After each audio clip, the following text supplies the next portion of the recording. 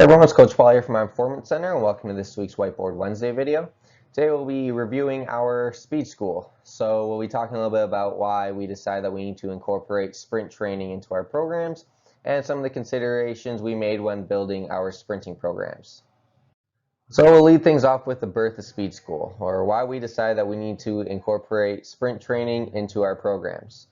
As coaches, we want to try and train our athletes along the entire force velocity curve and address all the adaptations listed on the right there. I think we do a great job in the gym by addressing maximal strength through heavy lifting, strength speed with the Olympic lifts, speed strength with things like med ball throws and weighted jumps. However, one thing that we thought we could add to was speed training.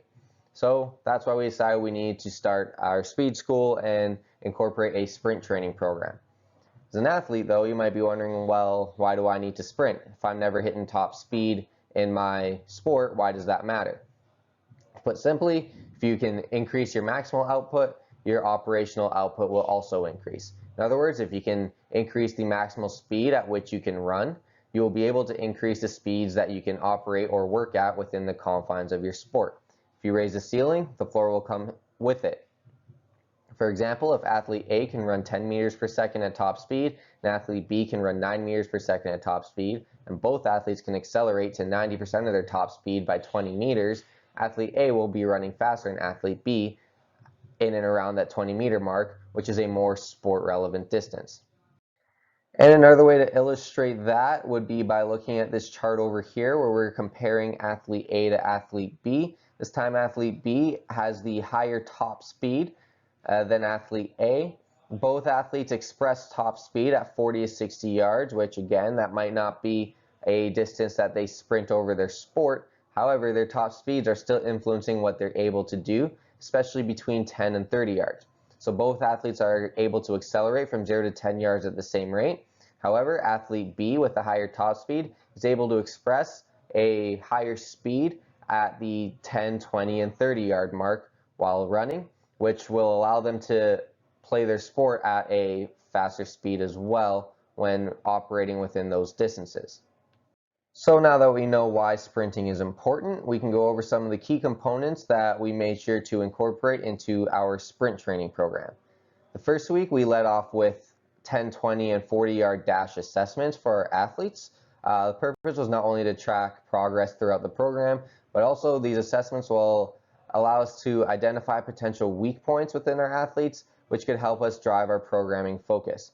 For example, if an athlete has a very fast 40-yard dash time and a comparatively slower 0 to 10-yard time, we could then determine that that athlete would best benefit from more strength training in the gym.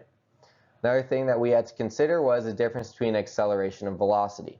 These two phases of sprinting look very different and also have different requirements in terms of training.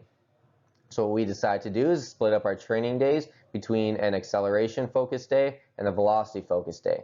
Acceleration phase of sprinting requires longer ground contact time, has less stride frequency, and more horizontal force application.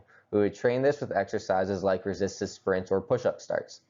Max velocity side of sprinting has shorter ground contact times and a higher stride frequency. We would train this by really working at top speeds with exercises like flying tens.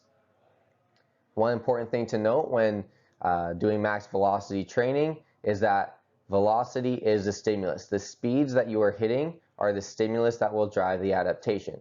Therefore, if you are not hitting 90% of your maximum possible velocity, you are not training for the intended adaptation. You're not doing max velocity work. Even if the effort and intent is there, even if you're trying as hard as you can, if you're not hitting that 90% threshold, you are not making the intended adaptations.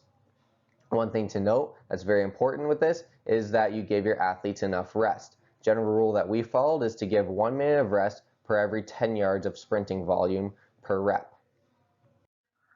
And there are 3 things that we had to consider when programming our sprinting training was how much time we're devoting to teaching proper sprinting technique, our integration of explosive and plyometric exercises, and how we can best complement what we're doing in the weight room. For technique, you might be thinking, well, I'm never going to look like a 100-meter sprinter on the field, so why does technique matter? Well, put simply, in order to break the rules of sprinting within your sport, you must first get to know and learn the rules within training. Proper sprinting shapes are like proper squatting technique. If you improve your squatting technique, you're going to be able to lift heavier loads and safely, which will in turn make you stronger. If you're able to improve your sprinting mechanics or technique, then you'll be able to not only run faster speeds, but you'll also be able to do it safely and also get faster by running faster. As for explosive and plyometric exercises, we incorporate low-level plyos into our warm-ups within every workout with drills such as dribbles and hops. And we decide to pair our explosive exercises with our acceleration days and our plyometric exercises with our max velocity days. It's because our explosive exercises will allow for a higher level of force production. We're all starting them from a dead stop, like a non-counter movement jump or a med ball throw, whereas our plyo exercises mimic kind of our velocity days where we have a shorter ground contact time with drills such as a triple broad jump or just a triple vertical jump. As for weight room integration, we decided to use the high-low model, which means we would pair our sprinting days with our heavy or dynamic lifting. Sprinting, heavy, and dynamic lifting all require a high-level activity from our central nervous system. So what we did was take advantage of the very excited system to get as much as we can done throughout that day that requires that system to be operate at a high level of work. And then we had our low CNS days where we'd have our lower intensity volume work and our tempo and conditioning, where our CNS system can kind of take a break on those days while we're able to address other things and chase other adaptations. So now that you know a little bit of our thought process and the considerations we made when programming for sprints, here you'll be able to see our game plan kind of put on paper. What you'll notice is we have 2-week blocks there with 2 training days. Day 1 is acceleration focus and day 2 is a max velocity focus. Both days have the same prep work where we have our low-level plyometric drills and our sprint drills. And our acceleration day, you can see that we have our med ball suplex throw from a dead stop, high force production, followed by our push-up starts and rollover starts.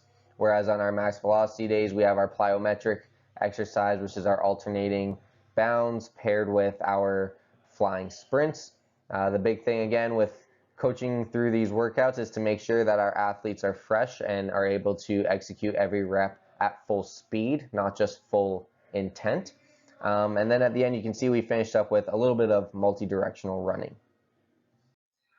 So that about wraps up most of the whys and hows for our speed school. As always, if you have any questions, feel free to use the contact information listed on this slide to contact us. And thank you all for watching, and see you next time.